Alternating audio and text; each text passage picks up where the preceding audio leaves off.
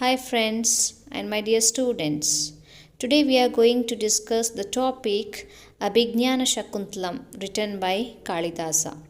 Abhignana Shakuntalam is a 7-act Sanskrit play written by one of the greatest poets of India, Kalidasa. Literal meaning of the name of the play is the recognition of Shakuntala by a token of love. It is the first ever Indian play to be translated into any Western language.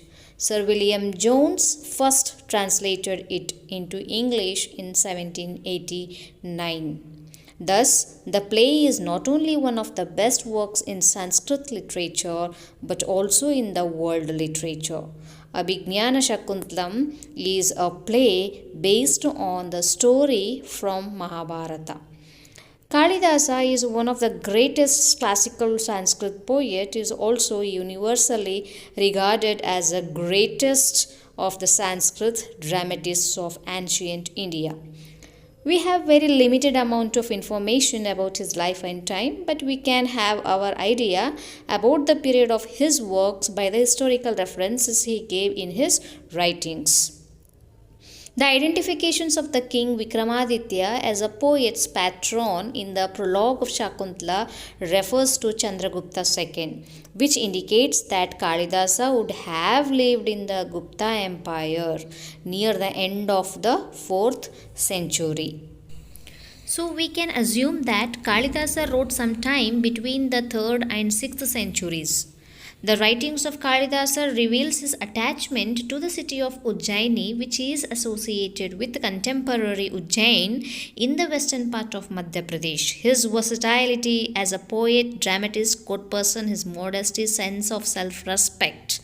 And some of his works are Malavikagna Mitra, Vikramorvashiya, Abhignana Shakuntalam, and poems like Raghuvamsha, Kumara Sambhava, and Meghdoota. And it is connected with the Mahabharata. The version of Abhignana Shakuntalam is a famous epic of Mahabharata, is slightly different to the original version. It is only when their son Bharata was born that Dushyanta found him playing in the forest with a couple of lion cubs, opening their mouth with his bare hands, trying to count their teeth. Seeing a little boy playing with such a courage amongst lions, Dushyanta became curious about the boy and asks him about his parents. The little boy then takes him to Kanva Rishi's ashram, where Dushyanta meets Shakuntala and remembers everything. This fills up Dushyanta's heart with warmth and joy. He gets reunited with his long lost family and takes his wife and his son back home in Hastinapura. Bharata is known to be the ancestor of Kauravas and Pandavas who partook in the epic war of Mahabharata. The prologue of the play opens with the benediction to the gods, and after the benediction, the director and actresses enter in the stage. The director introduces the name of the play as Abhignana Shakuntalam and asks to treat the audience with a song about the season summer. She sings so well, the director is spellbound and forgets why he is on the stage until she reminds the purpose of their appearance. The prologue ends with the director mentioning about failing of memory and relates it to the hunting Dushyanta. Act 1. Following the Nandi prayer, the director and an actress appear in a prologue. The director and the actress discuss the audience and appropriate a play to perform for them. They decide upon Kalidasa's play Shakuntala. But the director is so caught away by a song that the actress sings and he forgets which play they have decided on. The actress reminds him.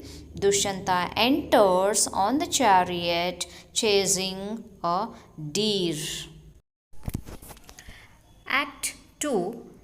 The clown Madhavya enters complaining. Madhavya and the king conspire to get close to Shakuntala. Dushyanta sends Madhavya back to the palace to participate in his place at the ceremonies marking the end of the king's mother's fast. Act 3. Having revealed his identity, King Dushyanta rests in the hermitage. The king spies on Anusuya, Priyamavada, and Shakuntala talking obliquely of romance. He discerns that Shakuntala is smitten with him.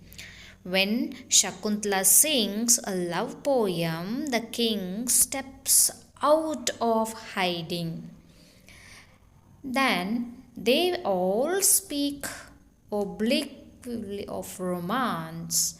Anusuya, Priyamavada slip away.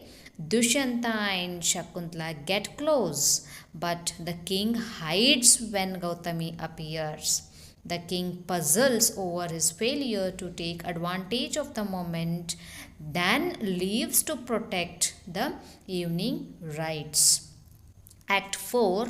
Anusuya and Priyamavada discuss Shakuntala's marriage to Dushyanta, which has been accomplished simply by the two lovers' common consent. They hear Durvasa's angry voice chasing Shakuntala for not attending to him properly upon his arrival at the hermitage. Because she is distracted by the thoughts of her lover, the sage imposes a curse that her lover will completely forget her.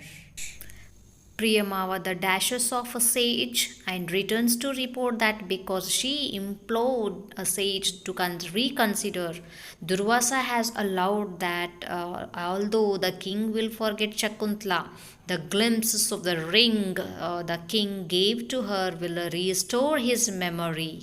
Shakuntala prepares to leave for the king's palace, escorted by Gautami, Sharnagharva, and Shardavata. Shakuntala's departure from the hermitage is charged with emotions. Act 5. King Dushyanta sends Madhavya into the king's chambers to try to mollify Queen Hamsapadika, who is upset over the king's feelings for his other wives. The embassy from Kanva's hermitage is announced in the court. Shakuntala, Gautami, Sharnagharva, and Sharavadhavata enters in the court. They all feel misgivings. Sharnagharva informs the king that Shakuntala is pregnant and requests that king receive her as his wife. The king has forgotten Shakuntala entirely and treats the request as a scam. Shakuntala discovers that Dushyanta's ring has disappeared from her finger. Gautami speculates that Shakuntala lost it while bathing. Shakuntala accuses the king of exploiting her. The king responds with the accusations of his own. Sharagharva repudiates Shakuntala and refuses to return her to the hermitage, though Gautami pleads otherwise. A court priest convinces the king to allow Shakuntala to stay in the palace until she gives birth so that her son can be examined for marks for royalty. The priest proposes to send her back to the hermitage if the child proves to have no such signs. The king consents to the priest's plan, but before it can be implemented, Shakuntala storms out, calling the earth to receive her. The report returns from off stage that a ray of light seized Shakuntala and carried her off King Dushyanta's bewilderment. Act 6. Two policemen bring fishermen to the chief of the police with the accusations that the fisherman has stolen a royal signet ring of the officers have found in his possessions. The fisherman claims to have found it in a belly of the fish. The police chief goes to the palace and returns with the order to release the fisherman with compensatory payment for the ring. The police chief reports that the sight of the ring disturbed the king. Sanumati comes invisibly to check up on Dushyanta and overhears two maids discussing the king's miserable condition with the royal chamberlain. Dushyanta has cancelled all celebrations. Sanumati comments to herself that Shakuntala is similarly miserable.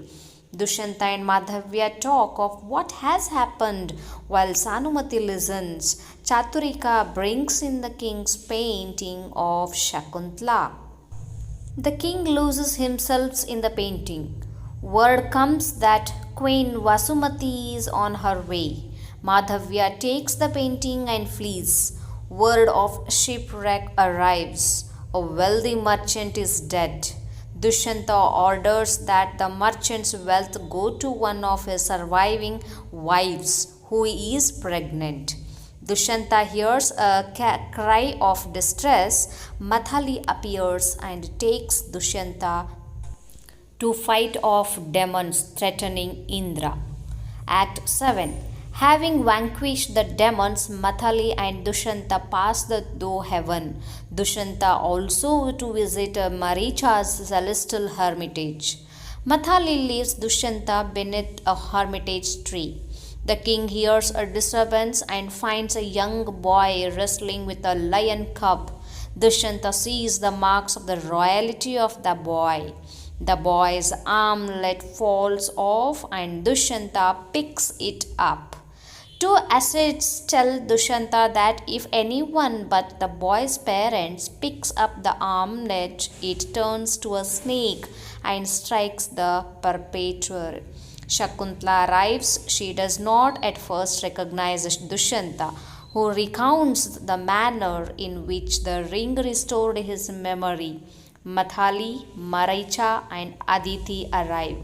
They explain Durvasa's curse. The family is reunited and returns to Dushyanta's palace.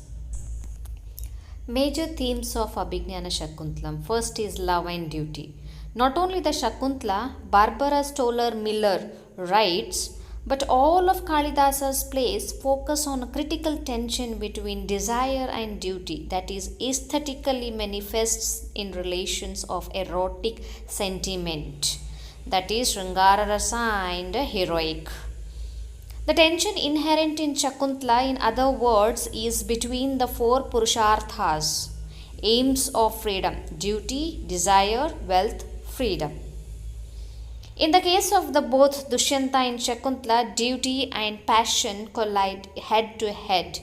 Dushyanta is pulled between his royal responsibilities. Visibly in his love to hunting is eventually returned to the kingdom, and his husband responsibilities to receive Shakuntala and accept her son as his heir. Shakuntala finds herself in the middle of her escortic responsibilities to receive guests, for example, and her wifely ones, to leave home and pursue Dushyantas. Second one, the first forest and the city. There is a little doubt on part of modern critics that Kalidasa loved nature. As much as nature may have been a common theme in the classical Sanskrit poetry, there is something about Kalidasa's particular use of natural world that stands out. In Kalidasa's treatment of nature, there is an emotional suggestiveness that was too new to Sanskrit. Ingalls writes, because of the suggestiveness of nature, the prospect of the life of contemplation is essentially uncreative. It offers solace rather than a cure. In Shakuntala, nature has the power to reintegrate conflicting aspects of life, becoming a locus of the harmonies of man and nature. Some go so far as to say that Kalidasa's use of nature in Shakuntala is spiritualized, and that an atmosphere of sanctity pervades the play. Kalidasa's personification of natural objects springs from my minute observation, and these combined with the fancies and conceits derived from mythology and tradition to produce unique Kalidasa's image. To begin with, many agree that Shakuntala's character and natural world are deeply intertwined throughout the play. Kalidasa presents the heroine as nature's darling, innocent as a deer, and caught up in the love for a highly sophisticated man, writes Krishnamurti, clearly wishing to represent Shakuntala and nature itself. Yes, if Shakuntala is so deeply associated with the positive creative forces of the mango blossom, and if there is no jealousy or infidelity in nature as there is a royal court, we might have to come up with another explanation for the spurned queen Hamsapadika's song in Act 5 about Dushanta's infidelity. For in this song, not only are the images of nature used as a metaphor for the king's cheating, but Hamsapadika herself takes that place of the mango blossom, while Shakuntala is the lotus preferred by Dushyanta, the errant bee. Sainvi points out that the Shakuntala who is forgotten in the early Shakuntala, so deer-like as to be almost doe herself, so akin to the creeper, the leaf, the petal, as to be simply one more instanced natural world whose submission to the king is eroticized by the moment of the drama, not all in the harmonious in the nature. Still, there is something fantastical about nature that Kalidasa is eager to bring out in Shakuntala. The very prologue shows us, though the actress Prakrit song about summer, just how ease and pleasant it is to lose oneself in the natural perfection of the forest. Like Khandwa's pupils who accompany Shakuntala to Dushyanta's court, we too are reluctant to leave the natural comforts of the forest. They and we curse the city and its king when nature, is symbolized by Shakuntala, is rejected from the place beside urban place, symbolized by a king. The traditional equation of outer beauty with inner virtue comes out in the Kalidasa's use of nature, especially in the way that even the most simple of the forest's characters are highly polite. Third one, art and the connoisseur. Shakuntala explores an interesting connection between the pleasure of love and the pleasure of art. Kalidasa's heroes are not just kings and lovers, Stoller Miller notes, but connoisseurs of natural beauty and art. According to Kalidasa, aesthetic pleasure, like a deep love, depends on the attention to detail and continual discovery of new associations. In Shakuntala, connoisseurship appears with respect to visual art. Everyone who has read Kalidasa will recall a verse or two on painting and sculpture. Ingalls comments, but it is only when these references are collected that one sees how deep an impression these arts made on the poet. One is reminded of the dependency of Virgil's poetry and art, especially on mural paintings. Coming to the end of the play. Conclusion. Shakuntala can be compared to the plays based on Ramayana and consider the problems of moral choice and fate. The hero Rama is confronted with a choice to be made and it is driven by the certain fate. The mood of pity pervades the story. Similarly, in Shakuntala, as in the Ramayana, suffering is displayed for the sake of relishing the state of suffering. The production of Sanskrit literature reached its highest development in the 1st to the 7th centuries. In addition to sacred and philosophical writings such as genres as erotic and devotional lyrics, court poetry, plays, and narrative folk tales emerged. The Sanskrit philosophies were the source of the philosophical writing in the later literatures, and the Sanskrit schools of rhetoric were of great importance for the development of the court poetry in many of the modern literatures.